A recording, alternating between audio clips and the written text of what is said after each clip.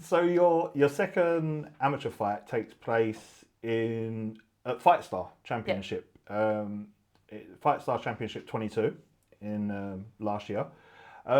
How was that being part of that organisation, that fight? What's your memories thinking back on that?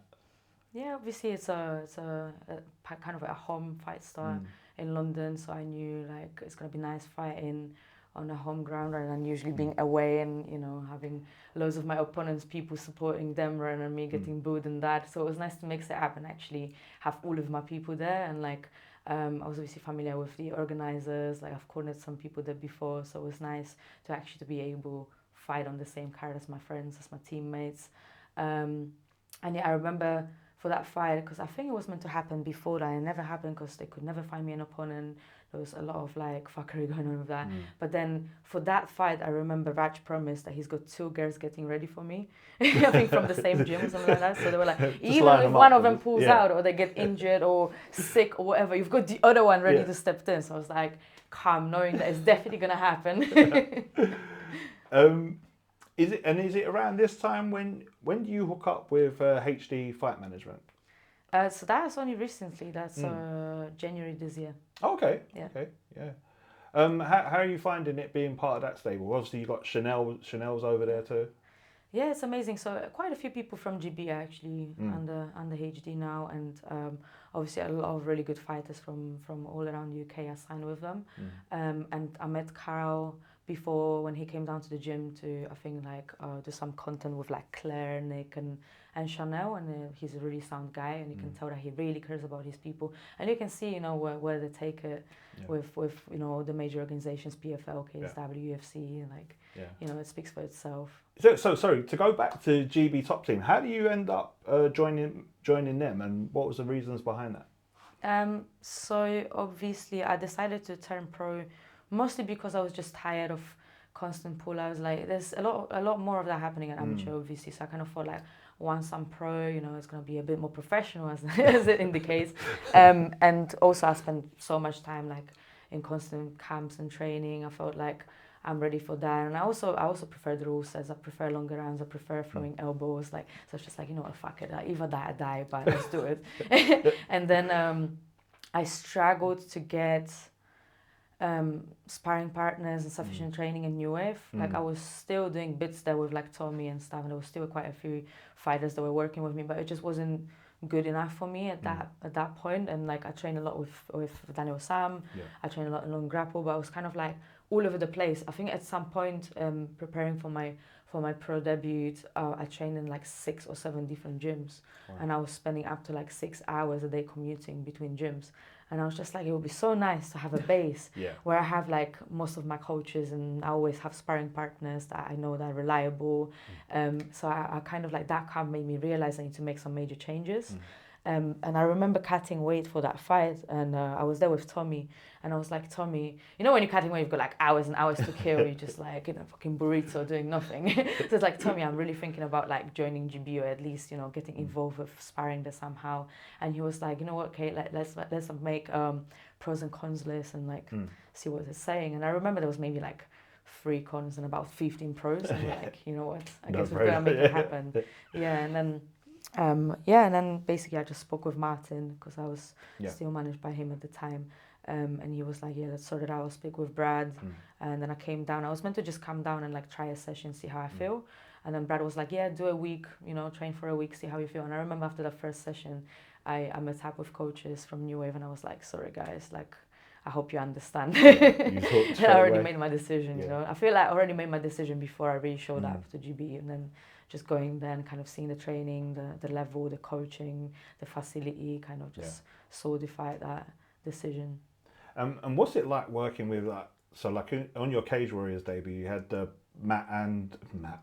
Brad and Ashley in your corner. What's it like working with like minds like that? Obviously, they've been around UK MMA from the very beginning. What's it like being in the gym with them and listening to their advice? Yeah, it's great, because I always had a little bit of an issue with like authority. Like I struggle with like listening to people when they're telling me what to do and stuff, because I'm like, what have you achieved to tell me what to do, you know?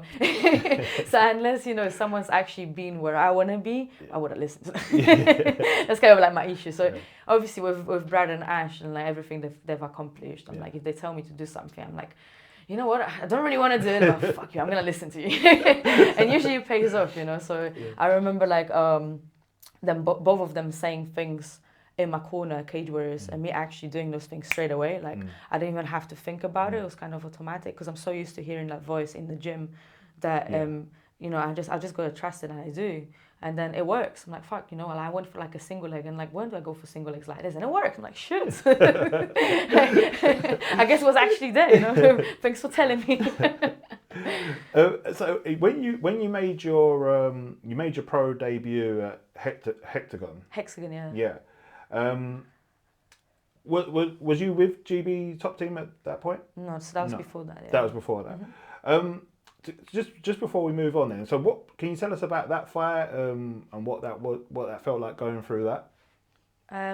So the Hexagone fight, I remember after the Fightstar, I booked a week-long holiday in Spain, in Barcelona. I always wanted to go there, so I was like, cool, like, you know, I know I'm turning pro now, little treat, I'll just go away.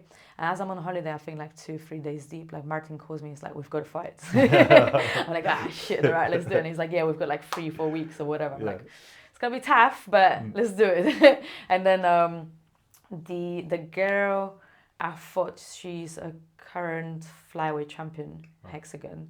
I knew it was going to be a tough fight. She's got a lot of kickboxing fights. She's a very, very high-level striker, tall girl, big girl, strong girl. You know, like, I think she's Lithuanian. She's got a very strong team. I know how they train in like Eastern Europe as well. So I knew this fight is not going to be jokes. This is why I trained so much with Daniel Sam as well. You know, but I was confident I'm going to beat her. You know, and then. The camp was great, you know, the camp was tough. Maybe I was missing some bits, maybe, you know, there was still things that I didn't really do, but as for the first fight and what I had, I used everything I had available to me. Mentally, I was 100% definitely in a fight. And I remember like walking out to the first round starts, and then we exchanged the first combo, and like the first few punches that connected, I was like, oh, fuck, you know. It felt like being hit with a brick, you know, like she was so strong, and like the pro gloves and everything. And I kind of just had this moment of being like, this is going to be tough, innit? But then I snapped out of it real quick and be like, no matter what happens in this fight, I'm not getting knocked out. Like, I'm not being the one like hitting the canvas. No way, yeah. And then, yeah, like it was definitely like probably the toughest fight I had, like across like striking, MMA, everything. But it was a good fight, you know. I enjoyed that scrap. It was dynamic. There wasn't a minute that there would be like a boring fight, you know. There was a lot of shit happening, and I believe, and my coaches believe, and a lot of people I know believe that I won that fight, but it ended up being a split decision loss. So fuck it, you know. Like that's what happens when you don't finish fights. That's why, you know, I always try to finish them, but she was just too tough, you know.